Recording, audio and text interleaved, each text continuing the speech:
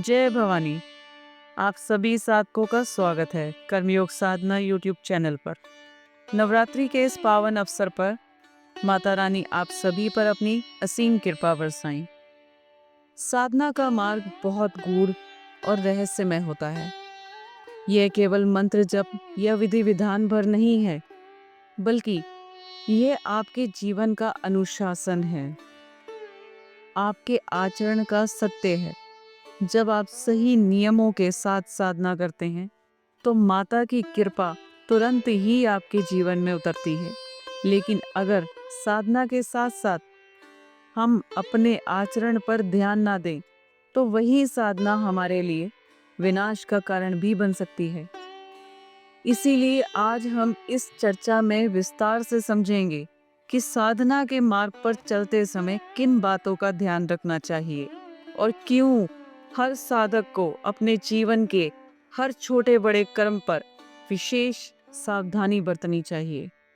देखिए, जब हम किसी मंत्र का जप करते हैं तो केवल नाम लेने या संख्या पूरी करने से बात पूरी नहीं होती। मंत्र तभी जागृत होता है जब उसका पूरा जप उसके नियम के अनुसार किया जाए। शास्त्रों में कहा गया है कि किसी भी मंत्र में जितने अक्षर होते हैं उतनी लाख संख्या तक उस मंत्र का जप करना चाहिए। तभी जाकर वह मंत्र जीवित होता है, जागृत होता है। लेकिन यह भी जान लीजिए कि यह नियम सामान्य युगों के लिए है। हमारे इस कलयुग में तो 4 गुना जप करने का विधान है। यानी अगर किसी मंत्र को जागृत करने के लिए 1 लाख जप आवश्यक है तो कलयुग में आपको 4 लाख बार उसका जप करना पड़ेगा। जब ये 4 लाख जप पूरे हो जाते हैं तभी वह मंत्र सच्चे अर्थों में सिद्ध हो जाता है और उसका असर आपके जीवन में दिखने लगता है। अब यहाँ एक बात मैं आपको और स्पष्ट कर दूं। मान लीजिए आपने पूरा जप कर लिया, लेकिन आपका आचार विचार, आपका व्यवहार उस मंत्र और देव शक्ति के अनुसार नहीं है, तो वह मंत्र आपके लिए सिद्ध नहीं होगा। अगर आपके मन में किसी के प्रति बैर है, द्वेष है, जलन है, तो चाहे आप 4 लाख जप करें, 40 लाख करें या 4 करोड़ बार भी करें, उस द्वेषी मनुष्य का मंत्र कभी भी कल्याणकारी फल नहीं देगा। हाँ, इतना जरूर होगा कि मंत्र अपनी शक्ति के अनुसार काम करेगा। उससे जो प्रभाव निकलना चाहिए वह प्रभाव तो मिलेगा, आपके काम भी सिद्ध हो जाएंगे, लेकिन साथ ही दोष भी उत्पन्न होंगे और यही दोष आगे चलकर आपके विनाश का कारण बन जाते हैं। यह कोई गुप्त बात नहीं है। सबको ज्ञात है कि कई तांत्रिक अपनी ही तंत्र विद्या के जाल में फंसकर नष्ट हो जाते हैं। तो यह बात आप अपने मन में अच्छी तरह बैठा लीजिए कि जप करते समय आपके विचार, आपका आचरण और आपका हृदय माँ की शक्ति के अनुरूप होना चाहिए।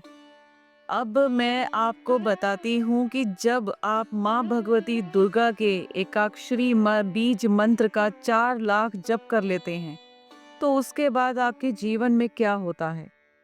सबसे पहले तो यही होता है कि माँ जगदम्बा अपनी अनगिनत शक्तियों के साथ इस संसार में आपके लिए सजीव हो जाती हैं। माँ कभी ग्राम देवी के रूप में, कभी क्षेत्र देवी के रूप में, कभी ग्रह देवी के रूप में आपके जीवन में कृपा बरसाती ही। यानी जहाँ भी आप साधना करेंगे वहाँ माँ के ये स्वरूप बिना कारण, बिना किसी विशेष बुलावे के आपको आशीर्वाद देने लगते हैं। जब आप इस साधना को पूरा कर लेते हैं तो उस स्थान की योगनियाँ, मातृकाएं, चित्र मातृकाएं, पटुक भैरव और भैरव मंडल की सारी शक्तियां भी आपके साथ हो जाती हैं। ऐसे में आपको साधना स्थल पर किसी भी प्रकार की बाधा या उपद्रव का सामना नहीं करना पड़ता। अब आप सोचिए, जब यह मंत्र 4 लाख जप के बाद जागृत हो जाता है तो यह साधक के लिए कल्प वृक्ष के समान बन जाता है। कल्प वृक्ष आप जानते ही हैं, जो हर धर्मयुक्त कामना पूरी करता है। पर यहाँ एक बात ध्यान रखने योग्य है, माँ केवल वही कामना पूरी करेंगी जो धर्मयुक्त होगी। अगर आप अपनी सामर्थ्य से बाहर कोई अवास्तविक कामना करेंगे तो वह संभव नहीं होगी। इसीलिए साधक को चाहिए कि वह अपनी वास्तविक स्थिति, अपनी क्षमता को पहचान कर ही कोई इच्छा रखे। तब माँ अवश्य उस कामना की पूर्ति का मार्ग खोल देती हैं। अब आगे समझिए, जब ये साधना पूर्ण हो जाती है तब आपको नित्य इसका जप करते रहना चाहिए। जैसे हर मास, चाहे अश्विन का हो, कार्तिक का हो या कोई भी महीना, कम से कम 1.25 लाख जप तो अवश्य करने चाहिए। इसका लाभ यह होगा कि आपकी कुंडली में जो भी ग्रह दोष है या वर्तमान गोचर से जो भी नकारात्मक प्रभाव आते हैं, उनका असर आपके ऊपर नहीं पड़ेगा। माँ जगदम्बा आपको उन सब दोषों से बचा लेंगी। एक और गूढ़ बात समझ लीजिए, अगर आप इस मंत्र के नित्य जप के साथ साथ जीव सेवा भी करते हैं, जैसे नित्य पंच बलि करना, दीन दुखियों की सहायता करना, तो आपको सामान्य फल नहीं मिलता, बल्कि कोटि गुना अधिक फल मिलता है। साधारण पुण्य तो सबको मिलते हैं, पर इस मंत्र के साधक को पुण्य कई गुना बढ़कर प्राप्त होता है। इसी कारण आपके बुरे प्रारब्ध शीघ्र नष्ट होते हैं, पुण्य तेजी से जागृत होते हैं और आपके दुख जल्दी समाप्त होते हैं। अब मान लीजिए साधक को साधना पूर्ण करने के बाद कभी षटकर्म का कोई विधान करना पड़े, जैसे शांति कर्म, तो उस समय जो भी शक्ति उस कर्म की अधिष्ठात्री होती है वह बहुत जल्दी प्रसन्न हो जाती है। जैसे शांति कर्म की अधिष्ठात्री शक्ति रति देवी हैं। अगर उनका पूजन या जप आप करेंगे तो आपको तुरंत ही सफलता मिलेगी। आपको बार बार प्रयोग नहीं करना पड़ेगा। यह माँ दुर्गा के प्रवण जप की विशेष कृपा होती है। अब सबसे अद्भुत वरदान यह है कि अगर यह साधक कभी किसी ऐसे स्थान पर चला जाए जहाँ पर भूत प्रेत पिशाच, ब्रह्म राक्षस, डाकनी या शाकनी जैसी नकारात्मक शक्तियां भरी हों, तो माँ जगदम्बा की कृपा से उसके चारों ओर एक सुरक्षा चक्र बन जाता है। इस सुरक्षा कवच के कारण कोई भी नकारात्मक ऊर्जा साधक का कुछ भी नहीं बिगाड़ सकती। अब तक आपने जाना कि माँ दुर्गा के प्रवण जप से साधक को कितने अद्भुत लाभ मिलते हैं, लेकिन साथ ही इसके लिए सतर्कता और अनुशासन भी उतना ही आवश्यक है। अब आप ध्यान से सुनिए, अगर कोई साधक माँ के इस एकाक्षरी बीज मंत्र का 4 लाख जप कर चुका है, नियमों का पालन कर चुका है, कवच का प्रक्षण भी कर लिया है, यहाँ तक कि कवच को अपने गले में धारण भी कर रखा है, तब तो वह साधक पूर्ण रूप से सुरक्षित रहता है। लेकिन अगर वही साधक गलत आचरण करने लगता है, जैसे परस्त्री गमन, अपने शरीर को अशुद्ध करना, वैश्यागमन, मदिरापान, मांसाहार करना, और फिर यह कहे कि फलाने गुरुजी ने तो कहा है कि कुछ नहीं होगा, तो भाइयों और बहनों, ये बहुत बड़ी भूल है। ऐसे में डाकिनी, शाकिनी जैसी शक्तियां उसका गला दबा देंगी और उसकी पूरी गति बिगाड़ देंगी। इसीलिए यह बात अपने मन में अच्छी तरह बैठा लीजिए। अगर कोई कहता है कि माँ भगवती का उपासक हर अवस्था में शुद्ध रहता है, तो यह केवल आधा सत्य है। हाँ, उपासक माँ की कृपा से शुद्ध हो सकता है, लेकिन अगर वह खुद गलत कर्म करता है तो वह शुद्ध नहीं रह सकता।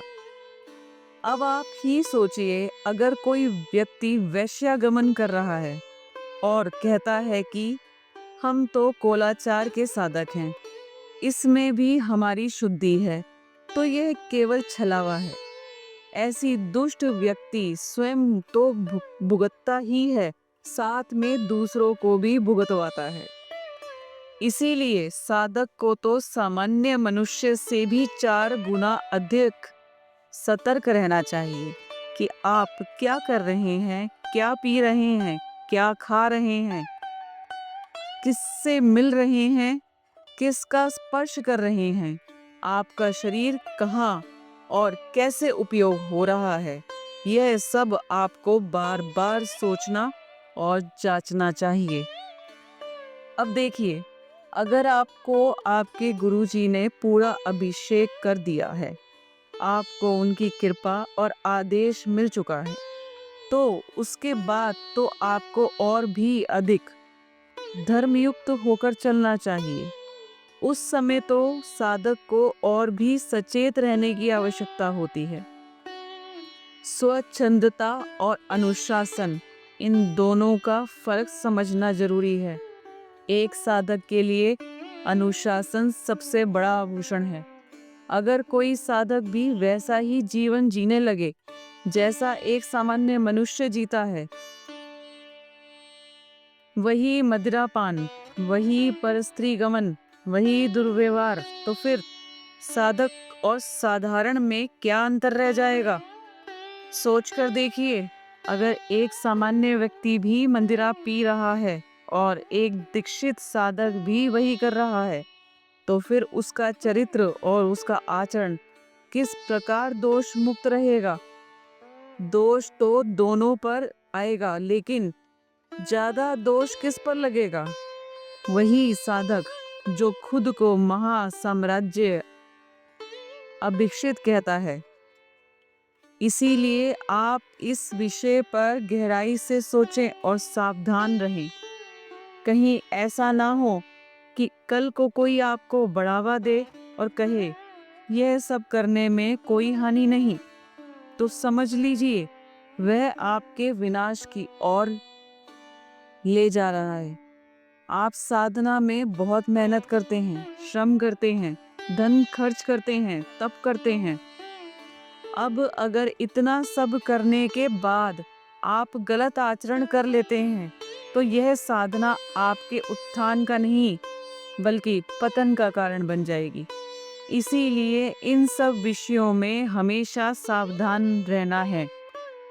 अब आगे सुनिए, जब साधक माँ के मंत्र को जागृत कर लेता है और उसके बाद किसी तीर्थ क्षेत्र या किसी शक्तिपीठ में जाता है और वहाँ संबंधित देवी शक्ति की उपासना करता है, तो वह देवी तुरंत उस पर कृपा करती हैं।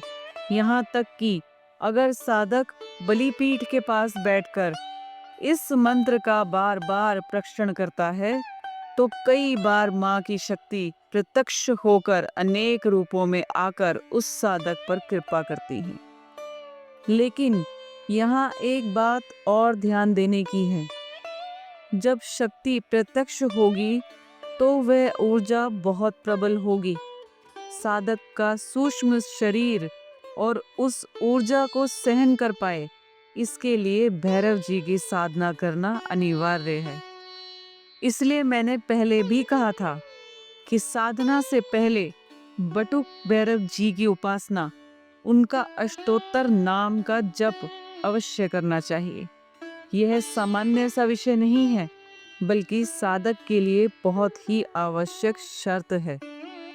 इसके बाद आप यह भी जान लीजिए कि अगर इस मंत्र का जप आप विशेष समस्याओं पर करें, जैसे ग्रहण के समय या किसी दिव्य नदी, दिव्य सरोवर के किनारे, तो उस स्थान की जो सुरक्षात्मक शक्तियां होती हैं, वे तुरंत आपके ऊपर कृपा करती हैं और आपके जीवन में नए मार्ग खोल देती हैं।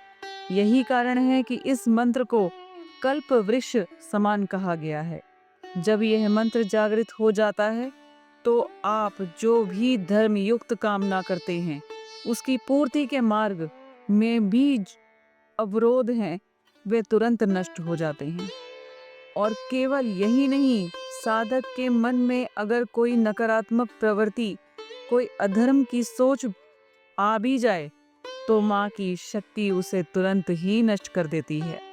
आपको सद्बुद्धि प्राप्त होती है। माँ जगदम्बा आपकी हर दुर्गति का अंत कर देती हैं। अब जब आप इस मंत्र का पुरस्चरण करते हैं तो उसके बाद उसे तीनों प्रकार के दुख, दैहिक, दैविक और भौतिक, इन सबसे मुक्ति मिलने लगती है। माँ तुरंत ही ऐसा मार्ग दिखाती हैं, ऐसी बुद्धि देती हैं कि वह जान सके कि अब क्या करना चाहिए। और जब साधक माँ के आदेश के अनुसार कर्म करता है तो उसे शीघ्र ही इन सभी कष्टों से मुक्ति मिल जाती है।